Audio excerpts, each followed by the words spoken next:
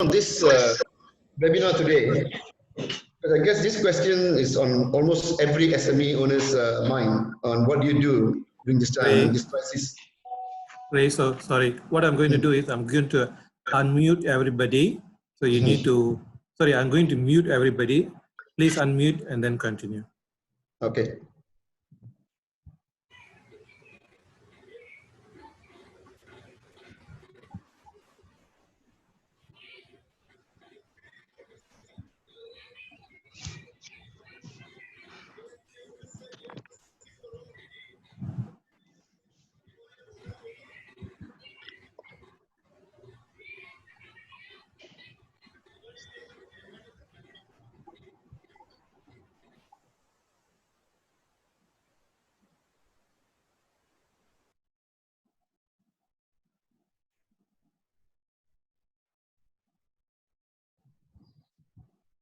Okay, good afternoon again. So as I was saying, the panel of speakers today are from the power team of the BNI chapter, the award-winning privilege chapter from Puchong.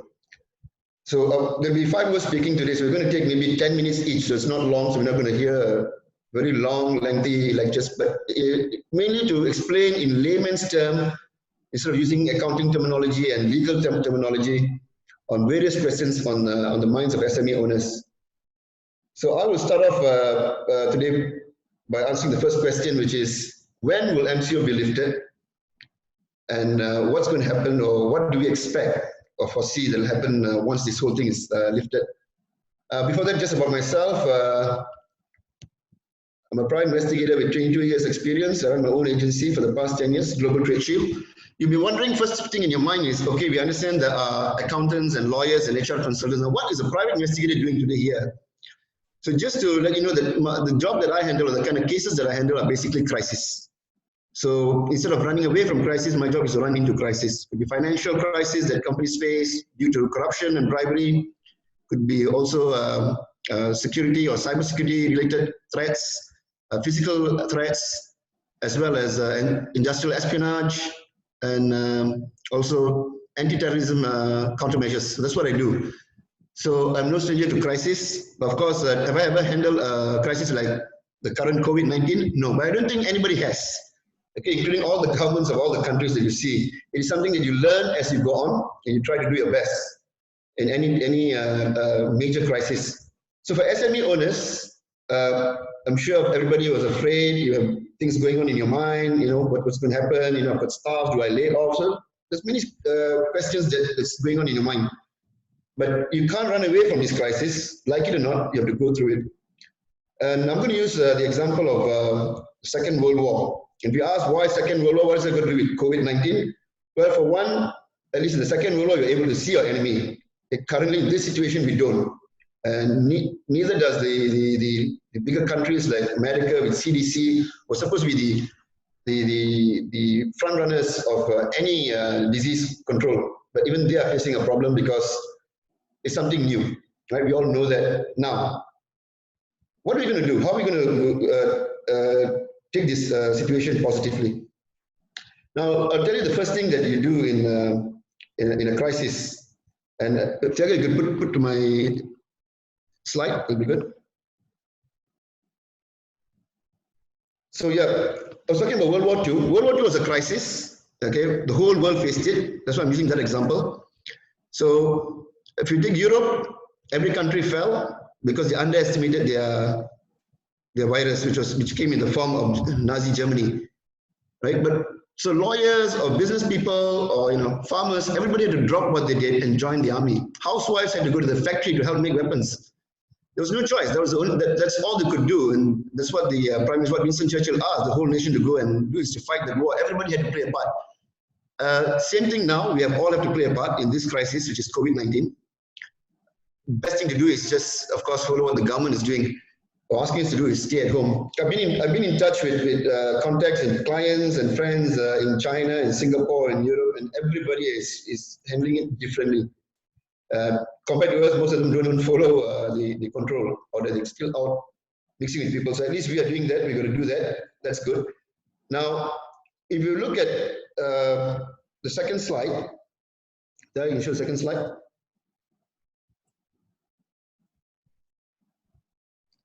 Right. So if you see, these are the certain approaches that I usually use when I'm handling a crisis or helping a client with a crisis, which is first to stabilize.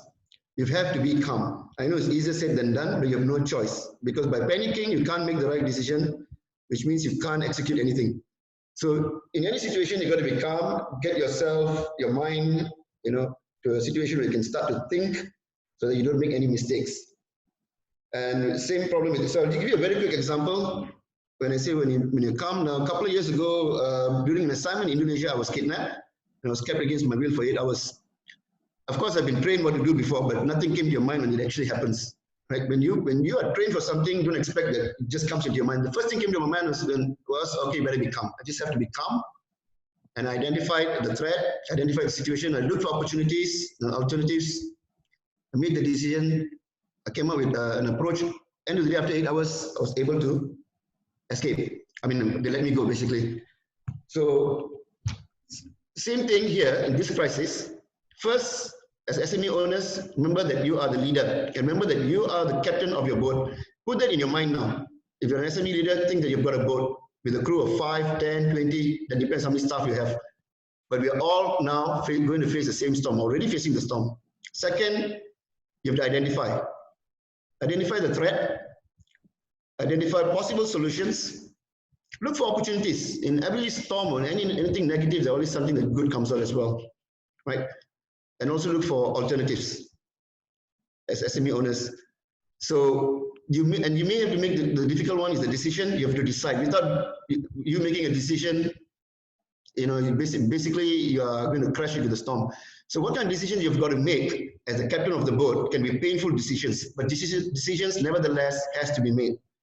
So are you going to retrench staff? Are you going to change some of your way of doing business? Are you going to sacrifice? Only you will know that, because that boat is yours. But don't have to follow the decision of your neighbor. You do your own decision. End of the day, that boat has got to sail. And if you are the last one standing, the captain, then you are the last one standing. So maybe you keep essential crew members to just keep the boat afloat.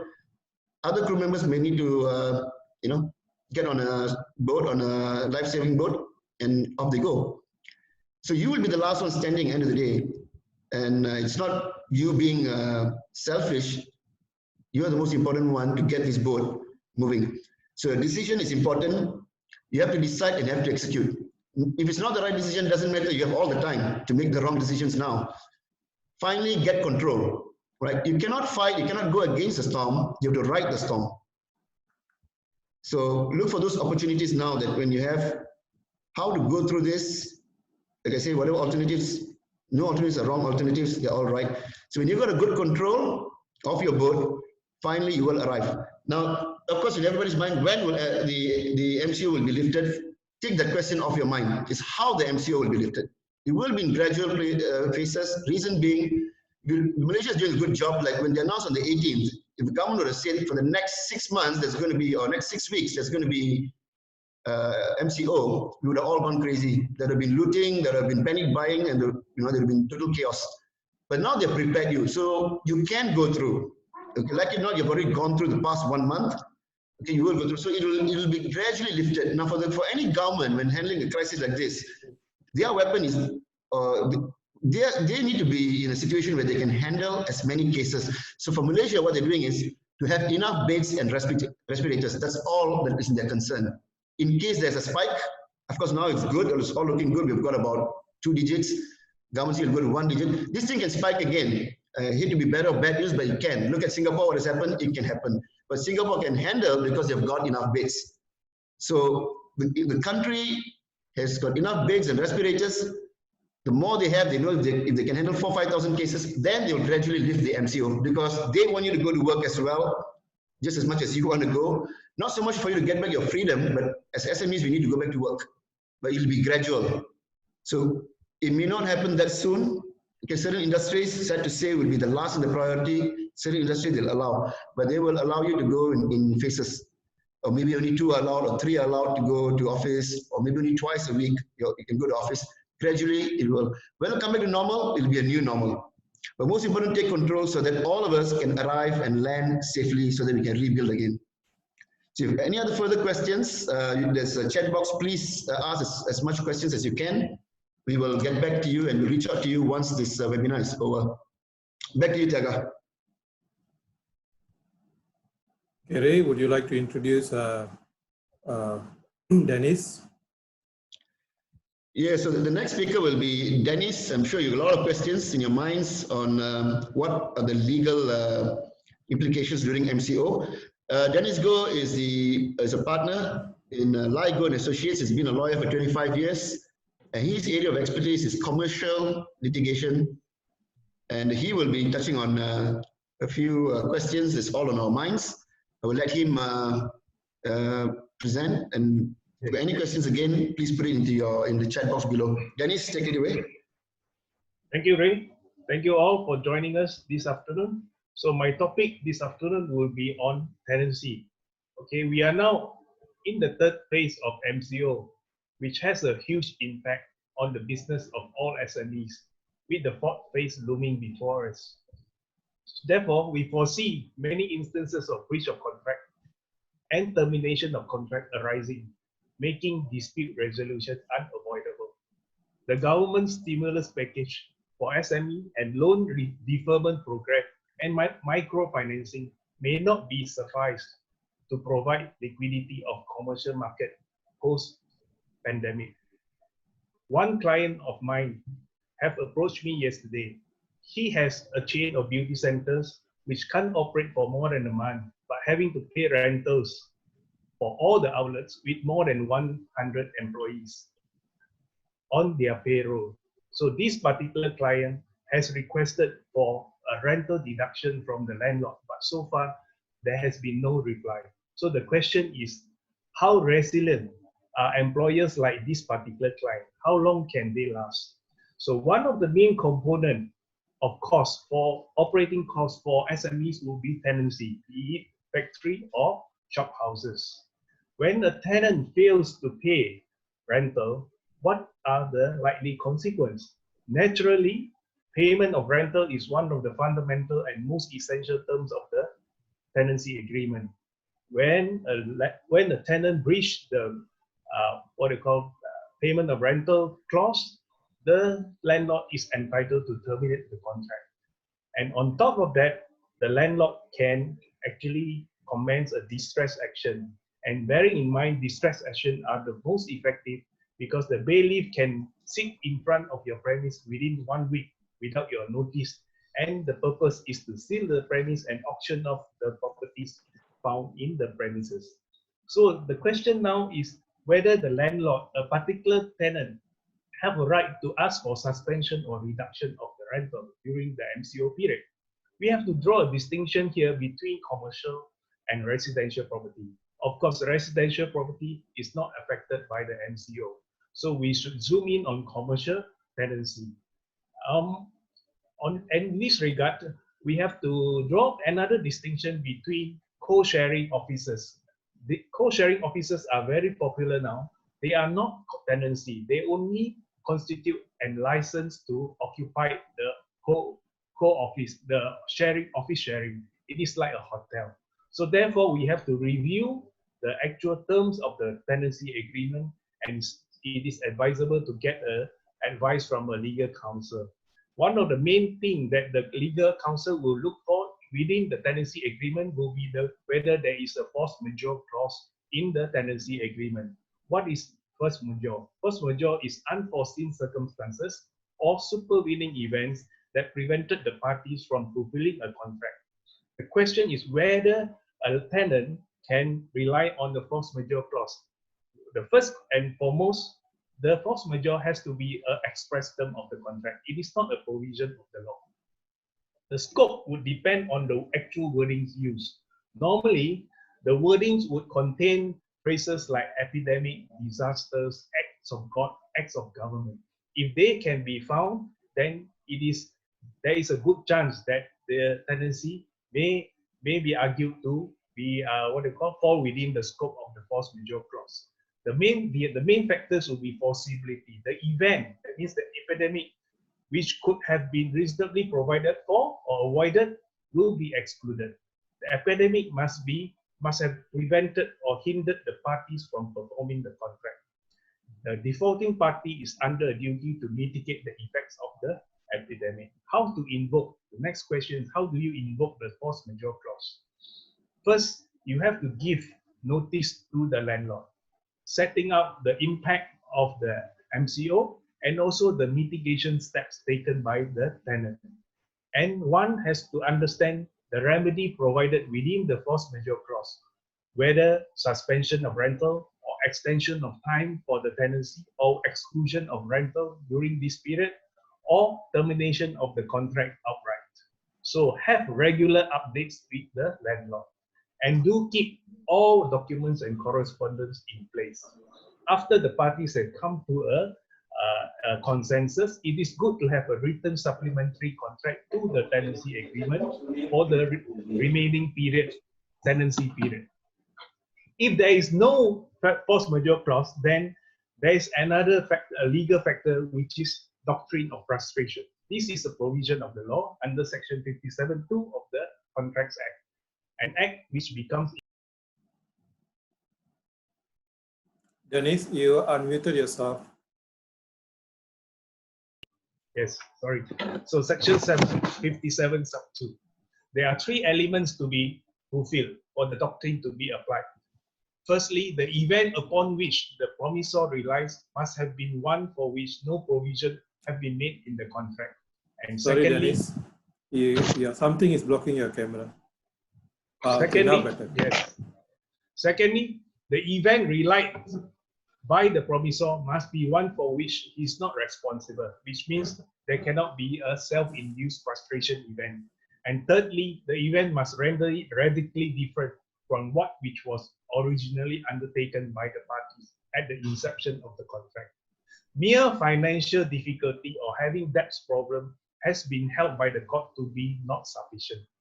Here, I would like to illustrate the case of Hong Kong case during the SARS period 2004, whereby there was a tenancy of 2 years and the particular premises was ordered to be evacuated by the Hong Kong Department of Health pursuant to a 10 days isolation order. The Hong Kong court held that considering the duration of the tenancy of 2 years, the 10 days evacuation period is too insignificant to be held frustrated. Therefore, the tenancy remains. Whereas the case of old English case of there's an English case whereby there was a tenancy of a flat at Pall Mall for 2 days to watch a king coronation procession. It was held to be frustrated when that particular event was cancelled. So therefore, one has to study the actual clauses and see whether the event applies to the tenancy. If applicable, the contract will be held to be void and parties are released from their contractual obligations. Therefore, what is the way out here? So it is good for the tenant to approach the landlord. It must be in written. Of course, you can by oral, but it has to be followed up by written to come to a practical solution. During this challenging time, I'm sure the landlord would like to exercise compassion in dealing with appeals for rental rebate. One would not like to lose a good tenant in this trying period. On the other hand, the tenant may still need the premise for their business post-MCO period.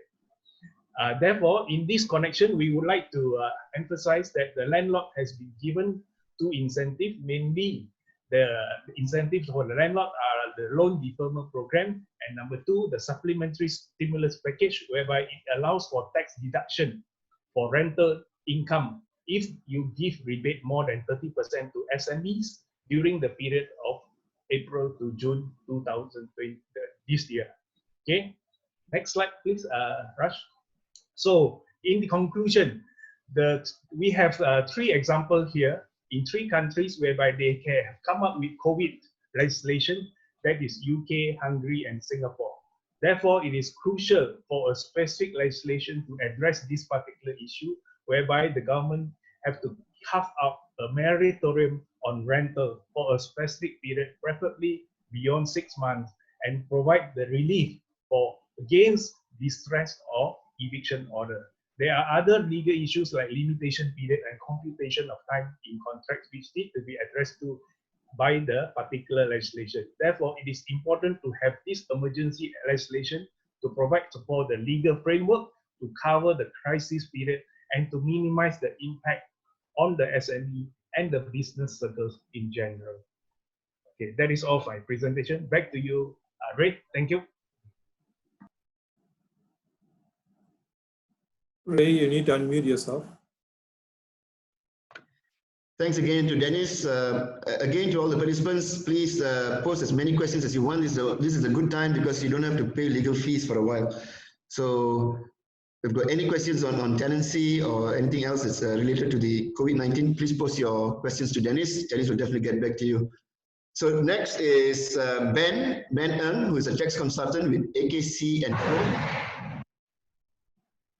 Sorry about that. That is a major lightning. So anyway, yeah. So Ben, who's got total 16 years experience. He started his own company, AKC and Co. 10 years ago. Prior to that, he was 6 years with a top 10 accounting firm in Malaysia. So he's an audit and tax and corporate advisory specialist. So I will now pass this time to Ben. Hi guys, I'm Ben. I'm audit partner from AKC and Co. So today I will. Yep. Ben, can you hold your mic closer to your mouth? Yep. Is it better? Yeah, much better. Okay, so I will talk about crisis cash flow management and how SME or the business owner to get more fund. So I believe the first thing is West subsidy program. I believe most of the business owner are facing cash flow issue right now and thinking what they should do to manage their cash flow. So let's look into the West subsidy program. And this one, I believe most of the business owner already apply. So I just recap. This subsidy is given by government for the company which has registered with Perkeso and wages of the particular staff you claim is below 4,000. Company are entitled to get 1,002 per staff if total number of staff in company below 75 and contributed to Perkeso before that. Most of the applicant is already got their first 1,002 from Perkeso if you apply it before. The second one is micro SME special finance scheme. This zero interest loan and the max finance amount is 75K. So according to the BNM, Micro Bank Negara Malaysia, micro SME are company below 5 staff and annual revenue not more than 300,000. So as I know, you can apply this loan from BSN. The third one is micro SME grant, 3,000 ringgits. Previously, LHDN had announced that they will get the list from SSM and pay out automatically to all eligible business owner and company which can get this grant. But we just got the info from our finance minister. This need to apply and the application date is open after 1st May 2020. So we still awaiting further update from IRB who is entitled to get this micro SME grant. The fourth is SRF, SME Special Relief Facilities. This loan can apply through most of the commercial bank and the interest rate is 3.5%. The financing amount can up to 1 million. So the last one is rental waiver or the reduction from landlord. So these the things is just now already highlighted by Mr. Dennis. So I just do some quick for the text part. So tenant can negotiate their rental with landlord for the April to June 2020 rental. LHDN will give extra tax deduction to landlord who giving more than 30% rental discount to tenant. But this is subject to commercial property only, and all tenant must be SME and register with SSM previously. So let's look about how we manage our cash flow under the tax measure. So Raj, can you move to next slide? So this is the information given by LHDN. This is the spatial deferment and adjustment. So the first one is 3-month tax installment deferment for all SME. So I just update you off under LHDN definition. You don't look into Bank Negara Malaysia or SME Corp definition. Under LHDN only, SMEs are the company with less than 2.5 million payout capital and annual revenue less than 50 million per year. So the company from tourism sector are automatically granted 6-month tax installment deferment. So this one tourism sector, you need look into your MSIC code when you submit for the for your income tax form. Other than that, LHDN also given a special tax estimation revision on third installment for all the companies, regardless of SME or non-SME. Previously, the tax revision only can make in 6 and 9 installment. So let's look into one example. I got Rush, next slide. So this is ABC Sembilan Berhad. His financial year, let's assume the financial year is 31st December 2020. And the tax estimation for financial year under 2020 is 600,000.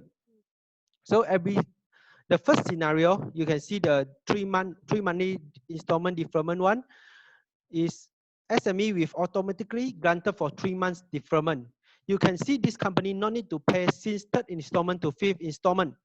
Means there's no need to pay 30K, 50,000 for these three installment. On sixth installment, the company decided to revise their tax estimation is CB204 to 250K. So 6 installment up to 9 installment, they don't need to pay anything also, because they deem that they already pay for 250,000 since the first installment. And the company is this STBC Sembilan Berhad is thinking they will make annual the chargeable income will become 300,000, the tax payable amount. So they revise again in 9 installment to 270,000. The amount they need to pay is 5,000 per month from 9th installment till the end. So when come into the final, when you submit your Form C in July 2021, total tax need to pay for this ABC Sembilan Berhad under the 3 months installment is 300,000. According to, I just update you all for, according to Income Tax Act, tax estimation cannot be 30% lower than the actual tax. However, in this case, we deem the 30% of 300,000 is means that the company at least have to make 210,000 for their tax estimation and installment. But for this case, we deem that ABC Sembilan Berhad already paid 270K. So it means that we include the deferment period, although the actual payout is only 120,000. This helps us to avoid penalty from LHDN and we have the ABC Sembilan Berhad have more cash inflow in April 2020 onwards to overcome this crucial period. But bear in mind that we still have to pay balance tax payable 180,000 before 31st July 2021. So the deferment for 6 months is about similar with the first one. So we looked into the spatial revision part. So let's say ABC Sembilan Berhad is a non-SME, and during NCO period, they want to have some cash flow management. Whenever they think their estimated tax payable is still 300,000, so that they can make spatial revision on third installment, and there's no installment needed up to 9 installments. So they make another what we call this adjustment on the 9 installment, and so that the company have extra cash flow on the in between the third installment up to the 8th installment, so that they can utilize their cash flow using this method. So I believe these 3 examples is quite straightforward, and I hope all the SME can utilize this deferment and spatial revision given by LHDN to manage your cash flow better. So I think that's all for my part. Back to you, Ray. Okay, thank you, Ben. Thank you very much. And next speaker will be Mr. Loga Shankar, who is a chartered accountant with a company called LS and Associates, and he's got 11 years experience in handling accounts, secretarial matters, and SSM matters. So without further ado, I would like to invite Loga. Loga, you can take it away now. Thanks, Mr. Yeah, thanks, Mr. Ray. Okay, hi everyone. Okay, so now I'm going to touch on these extensions given by these statutory bodies. Okay, the first one is as we go to Suruhanjaya Syarikat Malaysia, SSM. Okay, SSM point of view, okay, they're given 30 days extension for the submission, mean 30 days from the day MCO lifted, and 90 days for the audited financial statement. So this is given for this financial statement for the financial year end September 2019 to December 2019. Okay, that's for the financial statement. And the third one is, okay, SSM is given some incentive on the section 466. So 466 stated that, telling that inability to pay debts, this means the indebtedness, the value, they increase the indebtedness value from 10,000 to 50,000, and they given extension till 31 December 2020. And the notice has to be replied, so within 6 months. The earlier was 21 days, and then they given an extension to 6 months. Okay, that's the incentive given under the section 466. And also SSM given a 90% discount for the companies to settle their compounds, and this one they extended till June 2020. Okay, so that's from the SSM. And now we go to the custom. So the custom, yeah, of course, we're paying sales and service tax, right? SST, right? So for the submission for January and February submission, and they've extended the deadline to 13 May. The payment has to be paid before 13 May. And for the submission February and March, and also the time, the extended time is 13 May. Okay, so the payment must be settled so before 13 May 2020. Okay, okay, that's from the custom side. Okay, let's go for the next one, Suraj. Okay, now it's LHDN. Okay, so LHDN, okay, for the form BE, this is for the employment income. Huh? Okay, so I've given the extended deadline to 30 June 2020, and for the form B and form P, and they given extended to 31st August, and form E, yeah, they've given to May, 31st May, and form C, yeah, they've given 2 months grace period, and this is applied for this financial year end 31st July 2019 to 31st December 2019. Is for the from July to December 2019. So they've given a 2 months grace period.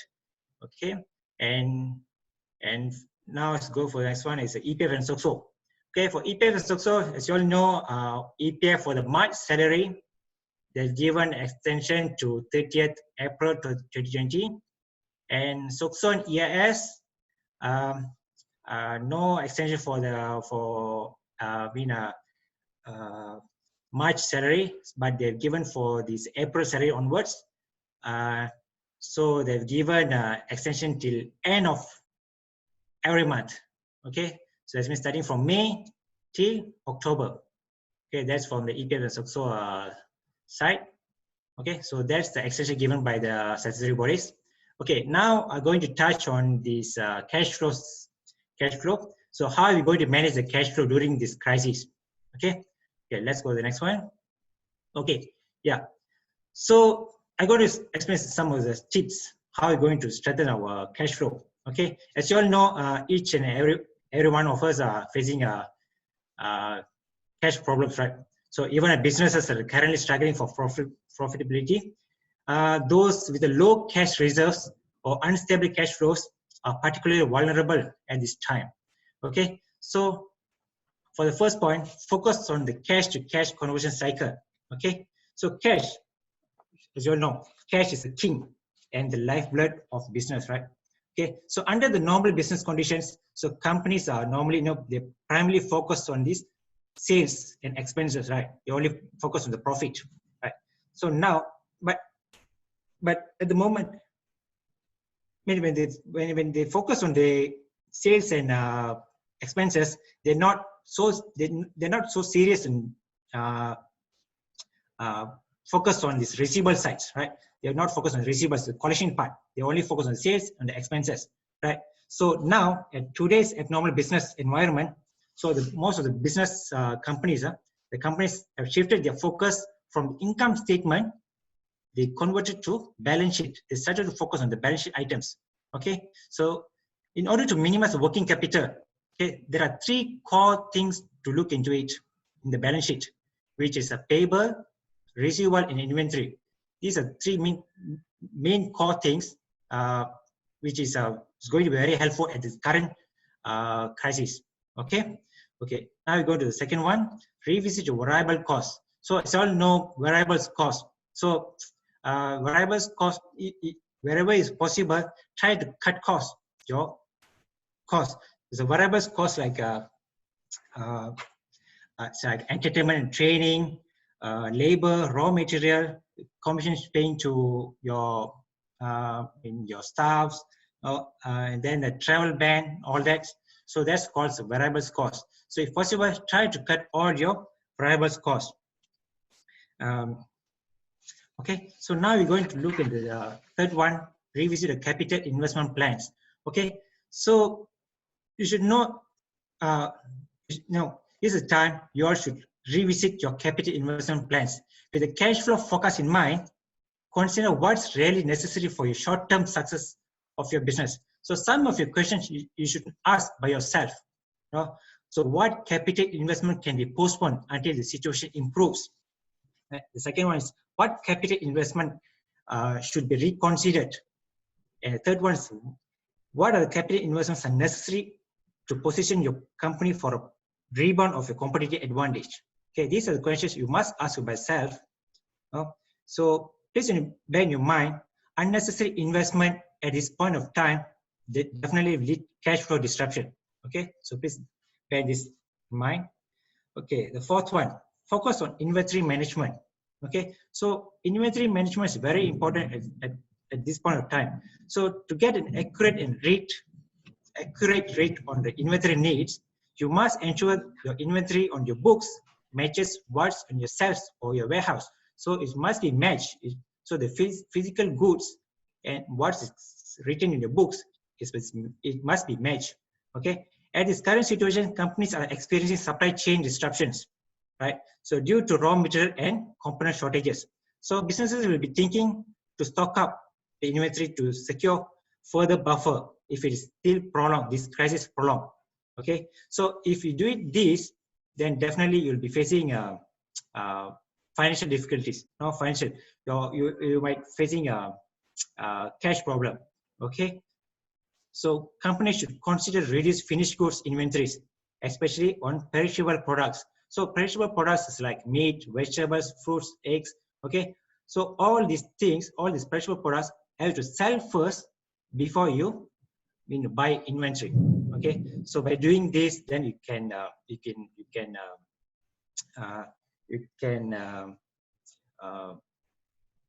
you won't waste your things. No, you won't waste the inventory, right? Okay, let's go to this next one. Is extend payables intelligently. Okay, so at current situations, everyone is facing in financial difficulties, right? So to reduce your cash outflow, so try to negotiate to your most favorable credit terms with the supplier. Okay, so you must talk to your supplier. So wherever try to get the better terms. So if your supplier giving a 30 days terms, so try to get extension by 45 days or 60 days terms. So another thing is approach your largest supplier. Who's your largest supplier and who is hardest to replace, and without them you can't run your business, right? So these are the supplier you look for and get better credit terms. Okay, so you have to ensure or convince them. Try to convince the supplier on the payment side, telling that you definitely will pay. So your terms mean you have to follow your terms. Okay, so both of you to come into a win-win situation. So that's very important. Okay. Now we're going with sixth one is manage and expedite receivables. Okay, in terms of economic uncertainty, okay, think strategically about how the pandemic is affecting your customers and how you can help your customer. So that's very important. So don't think that your customers are financially well. okay? And try to revise your credit terms with your customer, okay? Negotiate reasonable terms, and for a new customer, carefully review the credit worthiness before extend your credit terms, okay? So give discounts if possible. Try to give some cash discounts so that at least you can get some cash to run your business, okay? So try to continuously monitor accounts, and failing to collect receivables in a timely manner so may result in a cash flow shortfall. So if then this could impact your business overall, okay? So try to collect your cash as much as you can, okay? Then number 7 is consider alternative or non-traditional revenue streams, okay? For example, if your primary markets are international, okay, all the while you just focus on international market, okay? So now it's time focus on the local market, okay? Local, go for domestic market, okay? So at least you can see some cash immediately, right? Okay, so even if the most of the country goes into lockdown, okay, but people still want and need the things, okay, to use, right? Okay, so the opportunities to serve your market via alternative sales are there. So now is the time to be creative, okay? If you see restaurants, okay, they have shifted their business. They have started to try to deliver, take away or deliver. They started to use the food panda and all that. Okay, they started to use the systems. Okay, for the gyms, okay, they have started to offering live stream videos on their app. Okay, so currently everyone is moving into digital world, right? So how and what you can do now? So you have to think on it and move on. Okay, and the next one is convert fixed to variable cost if possible. Okay, a fixed cost, you all know it's a fixed cost. Okay, wherever, even if you're not doing any sales, nothing, but still you have to pay the fixed cost, right? Okay, for example, rent. Okay, it has to be paid every month, even though you're not doing any business, you still have to pay your renter. Okay, so some of your fixed fixed costs could be office renter, salaries. Okay, advertisement. Advertisement on the billboard is not necessary at the point. Okay, and technology. Okay, renew your license, right? Renew your license. Okay, that's called technology, and insurance for the workers and productions. All this you can consider. Try to convert that to a variable cost. So by doing this, then you can cut costs on your cash outflow, right? And even you can sell your assets. When you can sell your assets and lease them back, is one of your way to raise your emergency cash. Okay, you can do that. And then the last one, think beyond your forwards. Yep. So to maximize your working capital, you can't only focus on your own operations and inventory, right? So instead, you need to think about your entire ecosystem and your supply chain. If you keep then after that, you must keep yourself updated with your current issues, okay? And then another thing is the whole management team have to contribute. And they have to come up with their own ideas, how we can improve your cash flow and all that. So this is my point of views. Okay, so thank you. Thanks, Mr. Raj. Mr. Raj Patrick. All right, thanks. Thanks again, Loga. It was very insightful. Again, feel free to ask your questions. You can either contact him directly, that's through his email address that we have posted in the chat group, or you can post it on the chat group as well. And now the final speaker will be Mr. Thiagarajan, or fondly known as Mr. Raj. He's an HR consultant who's got 25 years experience handling HR practices, documentation, as well as training, as well as handling staff emotions. So he's a person who brings a lot of experience to this webinar. So without further ado, Mr. Raj, is all yours. Thank you, Ray. And we usually keep the best thing for the last, right? Okay. For sure. Okay, so my topic here is about how to ensure employees' morale is high. But before I touch on my topic, I'd like to kind of share with you why do we actually choose SME, small, medium, and enterprise, as a talk for today. 98% of companies in Malaysia consist of SMEs, and they contribute 40% of Malaysia GDP. So, and we like to support this organization so that they are able to support Malaysians and Malaysia GDP. So that's the reason we focus on that. Although most of our customers are actually big corporations and so on. Now, moving on to, okay, the current situation is very fluid and fuzzy. We don't know when the MCO will be lifted, okay, and what will be the prospect after the MCO. IMF and Bank Negara actually already kind of say that Malaysia economy is expected to shrink between -4% to -0.9%. How challenging it is going to be after the MCO is lifted, nobody can be very sure. But one thing I can be very sure is organizations that are agile, they are the ones who are able to going to come up as a top. And in order to be an agile organization, it is very important. Let me just give me 1 minute. I'm changing the slide. It is very important for us to engage the employees. In this case here, if you look at the F1 race, you know, it's a teamwork, and they're able to change the tire within like 2 seconds. Okay, most of the F1 teams are able to change the tire within 10 seconds. So now we have these challenging situations, and it's important for us to engage the employee for us to able to respond to the challenge in a very swift, quick, and effective manner.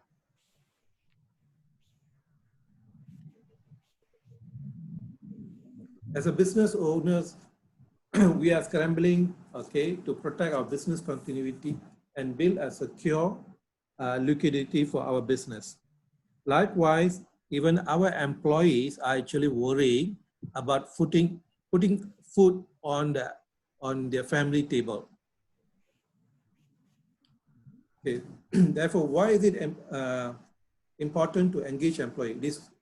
It is vital to calm the employee. As a business owner, we will be worried about revenue, cash flow, as well as paying bills. Likewise, a father or mother will be worried about putting a food on the table.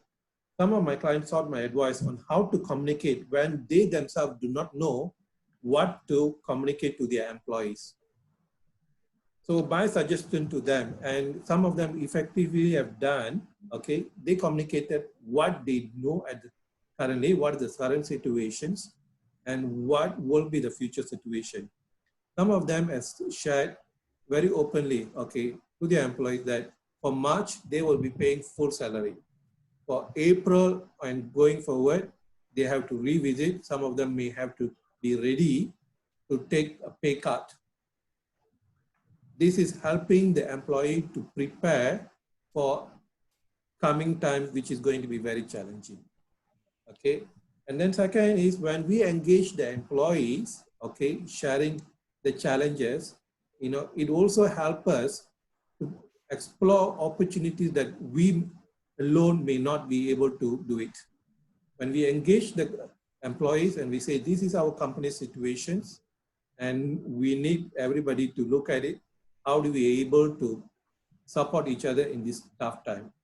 If you go to our company LinkedIn page, we have actually given some good example. One particular engineering company supposed to reduce 40 out of their 200 employees.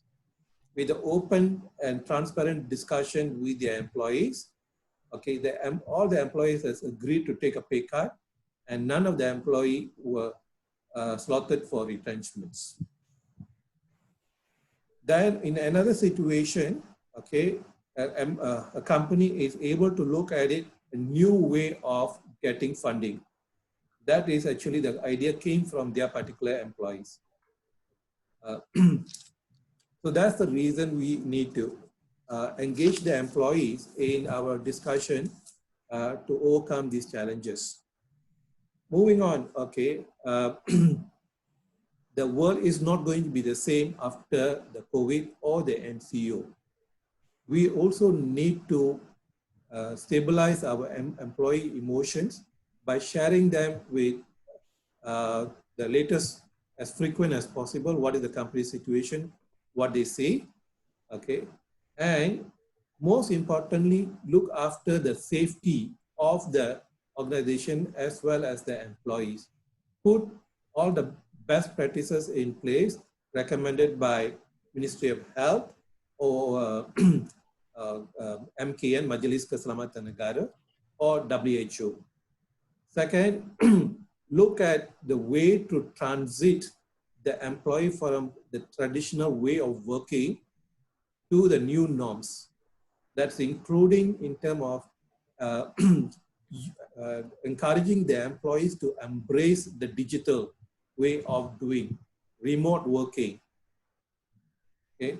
And remind them the vision, mission of the company and the purpose why the company was established. Remind them as individual as well as the company, we have the social responsibility, okay, towards the community as well as the country. When we do that, the trust level of our employees on our company and the leadership will increase. Okay, and once the trust is gained, sit down with the team, prioritize what needs to be done. The first thing that needs to be done is in terms of ensuring the business continuity. Okay, and how the employee is able to support on the business continuity. If there is a tough decision need to be taken, we need to swallow the bitter pills, engage the employee, share with them. You will be surprised in some of my clients' case, okay, the employees agreed to take unpaid leave for 6 months because they want to try a new venture in the business. And previously they were afraid of doing that because then the job security is not there. But now with this, not called subsidy, you know, the government announced 2 incentives. One is the wage subsidy, okay. Another one is in terms of ERP, Employee Retention Program. In this case, the employee can take 6 months of unpaid leave, okay, and the government will subsidize a certain amount, which will directly go into the employee, not say to the employees, it will be passed on to the employer, and then employer will pass on. So at least there is some minimum income that the employee will be getting it. You see, it is a tricky part because the SOCSO rule is you need to apply for wage subsidy before you are applying for the ERP program. Okay, but at least the employer and employee will agree. Okay, it may lead to a win-win situation in the future. So if the SOCSO approves, so a group of the employees will be taking a no pay leave for 6 months, and they will try to do their own business. Okay, and after 6 months, the employer and employee will get back, and if the employee feel that they need to come back, then they will, you know, together will make a decisions. Okay, and this way you are also the benefit for the company also. One, you are enhancing your cash flow, but on the other hand, you're also giving the trust among the employee. Just imagine if you lose your star talent to your competitor, and when the business come back, okay, what will be the consequences to you? Okay, you have the orders, but you can't deliver. Okay, so these are some of the, you know, the reason why companies need to seriously look into engaging the employee proactively even during this tough time. That's my talk. I'm not covering in the procedure of how to apply for the wage subsidy or other like EPF deferment and HRDF deferment. If you need that, you can contact us. Okay, so please, any of you need further clarification, I think it is, the speakers will be ready. Ray, back to you. Thank you very much, Raj. It's very insightful as well. And just for the participants' knowledge, Raj has actually been very helpful even in my own handling of my company and my employees. It's a very difficult time, and we really value our employees, but means everybody has to sacrifice. It's all about communication. It just boils down to how you speak to them and being fair and considerate. So I'm sure a lot of SMEs owners here will be thinking about that. So Raj is the person to talk to. So that brings our webinar today to a closure. It's done. Thanks again to all the participants. Hope that it's been informative to you and an advantage. Again, if there's been any mistakes, we like to apologize, but if not, then I'll pass it back to Raj. Yeah, okay, thank you. So there is one question, so I think we can spend another 5-10 minutes. I'm sure the speakers will be happy to to answer any questions. And in fact, like Dennis and so on, and plus the other speakers, I've observed them, they're helping other SME owners and so on. So there was one question from Anton to Ben. Ben, are you able to answer the question? The question is different. Yes, I saw the question, Raj. Okay, yeah, so please. Anton, just to answer your question is, you say how they're going to tell RHDN they're going to make huge loss this year and therefore they should not be taxed at all. So Yes. I just highlight to you, for the company that made loss during the year is not need to pay any tax. And the loss can be carried forward if you still doing the same kind of business in the future, means you didn't change your business source, any other things, you can brought forward your business loss. But Ben, that's not really helping out, because they know from now that they have to pay their workers. They're going to make huge losses. Even if they're operating, let's say in a complex, tenants are not, shoppers are not going to come in. So why do they have to pay tax based on an estimate before COVID-19? The government should actually tell them, look, if you're going to face losses, no installments need to be paid. Yes, that's That is why what you they can want. revise your, sorry, Anton, let me answer first. So that's why you can back to, Raj, can you back to my slide, the second slide of mine? Or the third slide, the example one. Let me try.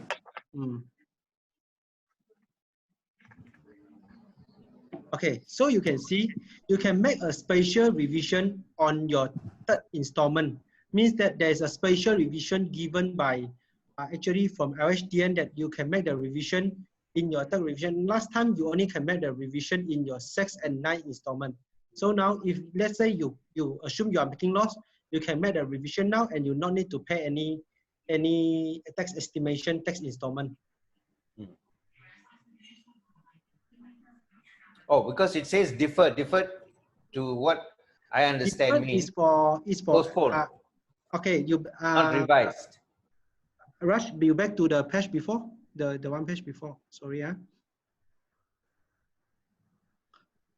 yeah, my second slide, that under tax measure.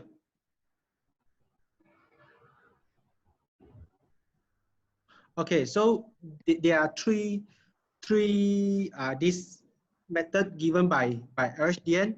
The first one is you can defer your 3-month tax installment automatically. This one is not need to you to make anything. Tourism sector also can defer, and IRB also given you one time to do your special revision of estimate tax payable in the 3rd month of installment.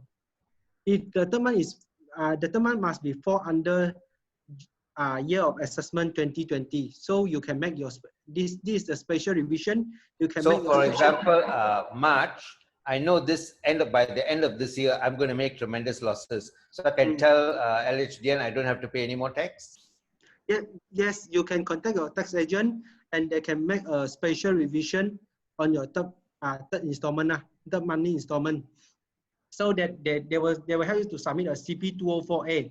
The CP204A, they will put 0 on it, means you no need to make any tax installment up to the year end, unless you are predicting, means maybe after June or after September you are foreseeing, hey, actually my company will make little bit profit, you need to resubmit a CP204 again to make some revision.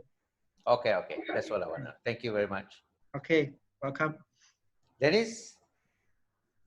Yes, I saw your question. Yes. I'm You actually are your right. neighbor. I'm a few floors Yeah. above your office. Oh, is it Megan Avenue too? Yes, yes. Right.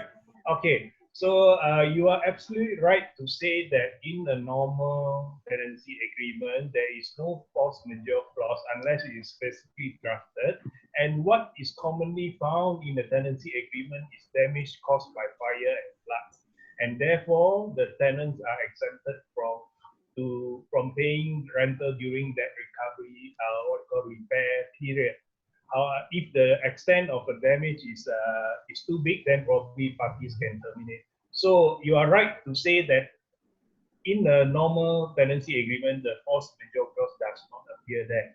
And so far as doctrine of restriction is concerned, the scope is very limited. So as I said, unless you only rent the place for 1 month, and you are so lucky or unlucky that it happens to be a MCO month, then yes, we will argue on your behalf to say that the contract is frustrated. However, if the duration is for 2 years, 3 years or more, there cases have suggested that it can't be frustrated. So it is very important for our government to adopt the same COVID legislation, which is to come up with a specific legislation, not only to cover for tenancy, and also to cover for LAD, for instance, for developer. Developer are caught because they can't develop, they can't proceed, and therefore they are staring at LAD. So how are we going to address all these issues? So it has to be a specific legislation and not by way of piecemeal basis, so that contract can be exempted to provided they are directly affected by the MCO, and also there is embargo or moratorium against distress action, so that tenants will not be at the mercy of the landlord, which they can utilize the distress proceeding very strictly at this juncture.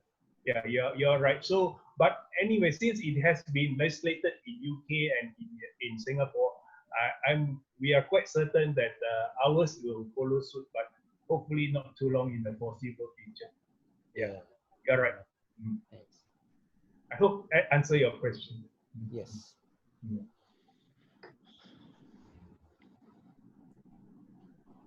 Okay, I'll move on to the next question. Any idea on what is the outlook for oil and gas industries? I worked in oil and gas for close to 7 years, okay? But my field is HR, so I'm not an expert. So I'm putting my disclaimer first before sharing my views, okay? In normal circumstances, my answers will be, I will not be worried about the, the outlook for oil and gas, because energy is definitely needed, okay? And it will bounce back, okay? Unless renewable energy becomes significantly cheaper. Currently, the difference is so huge between the, fossil fuel and also the renewable. So in the normal situation, excluding the COVID and MCO, I should be able to say it will come back. Even my answer now, the price will come back. But now the magic question is how long the COVID is going to drag on. How long the lockdown worldwide, this is unprecedented, is going to prolong, okay? Because of this lockdown and all this commercial activity almost come to ground zero. Airline industry is all the planes are parked in the harbor, okay? Sorry, in the hangar, okay? So that demand is completely zero. So I don't think there is a magic answer how long, but it is going to bounce back. Key question is how long it will take before the oil price at least come back to what they say is a price for, they call it, sorry, That's right. 60 US dollar. Okay. Okay. Let me kind of elaborate a bit here. For Saudi Arabia and so on, they're just putting a straw on the ground and they're just sipping out the oil. For them to break even is actually 20 US dollar. Okay, and there is a new technology called cracking. Okay, in order for them to be profitable, the oil price need to be at 60. So now there is not only the COVID and the MCO is actually complicating it, but also there is some geopolitics between Saudi Arabia, Russia, and US. So it's a bit complicating that and so on. So there are companies that in oil and gas is going to go bust if this is continued. That's what I can provide. I cannot provide what will be the price, but it will be range between 20 to 60, at least my own perception from now to year end. Unless tomorrow they come out with a vaccine for COVID, then things can change drastically. Balan, does that answer your questions? Raj, if I don't mind me interceding, Yeah, do you please, remember please. that when Lim Guan Eng, the ex-finance minister, announced the budget last year, it was based on an income of 60 US dollars per barrel. Am I right? 50 or Yeah, 60? that's right. Yes. What is the price now? About 20? Yeah. Right. So how is the government going to manage the economy, especially when that was not based on COVID? Now with COVID, and I wouldn't follow what Bank Negara is saying, I'll follow what Singapore is saying.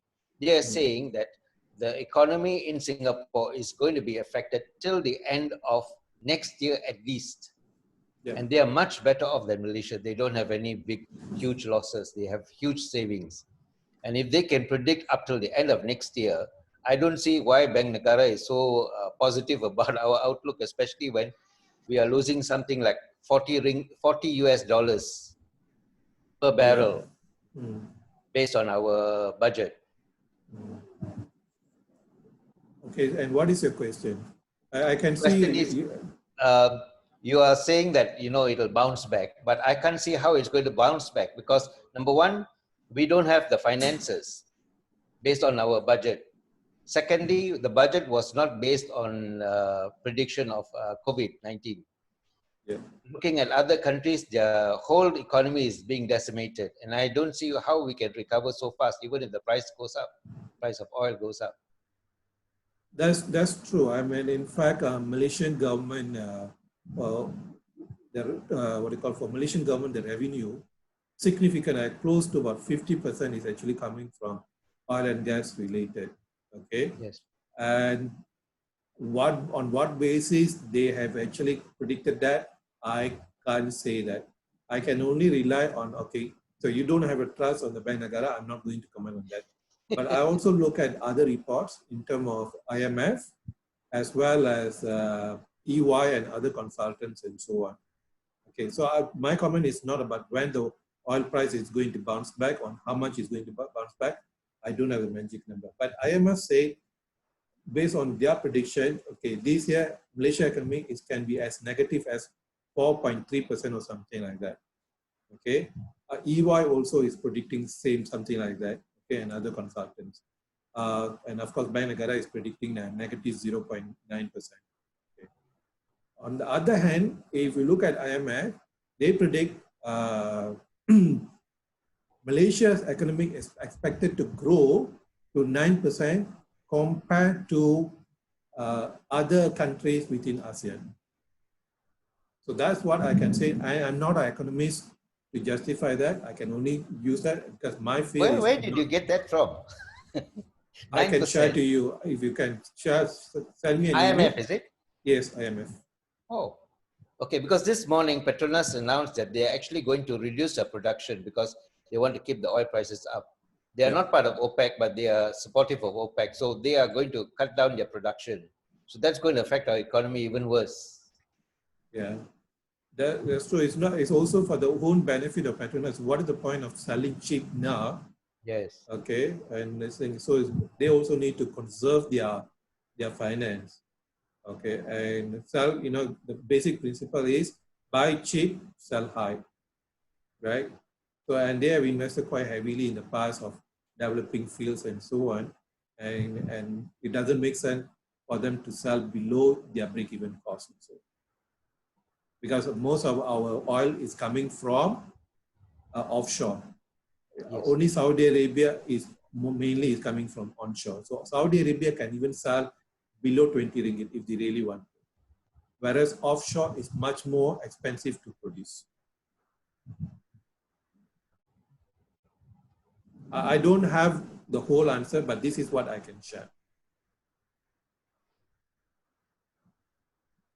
Any other questions?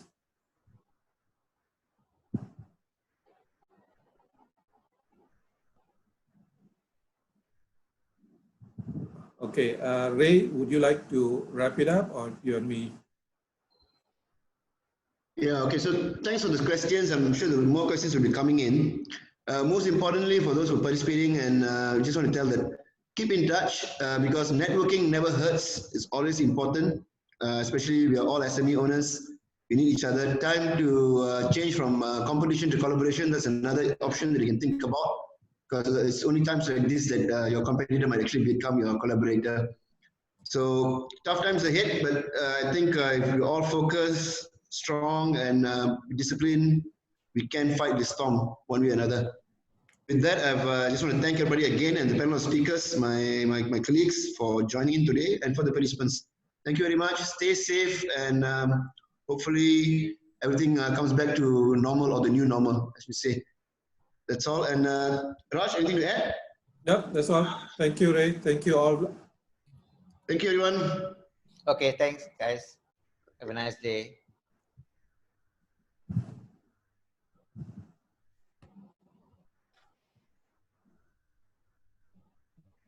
Raj, you didn't put the email slides. Oh, sorry. Yes, and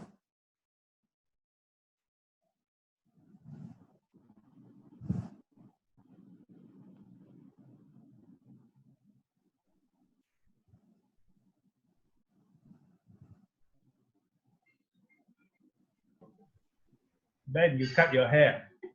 No, not yet.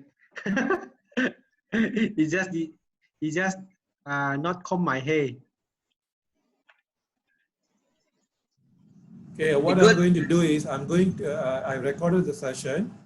I'm going to upload this into YouTube, and I'm going to share, and the slides also will be in LinkedIn. So whoever interested may able to view the recording and also the contact details from the LinkedIn accounts. Good, good. Well done. Very good turn-up as well. Thanks, Booker. Thank you for support. Thank you for Thank support. Thank you for all. Right. Good Thanks, sharing. Raj. Good sharing. This is what a lot of people will be expecting, like this kind of sharing. Lot of doubts has been cleared. One more. What is one more? You punya power tip bila? Ours is May 7. Colin doing push-ups, so he's doing one last one. No lah, one more. Good this group. Okay, guys. Just for a startup. Thanks. A lot of things. Thank you, Yoga. Right. Thanks.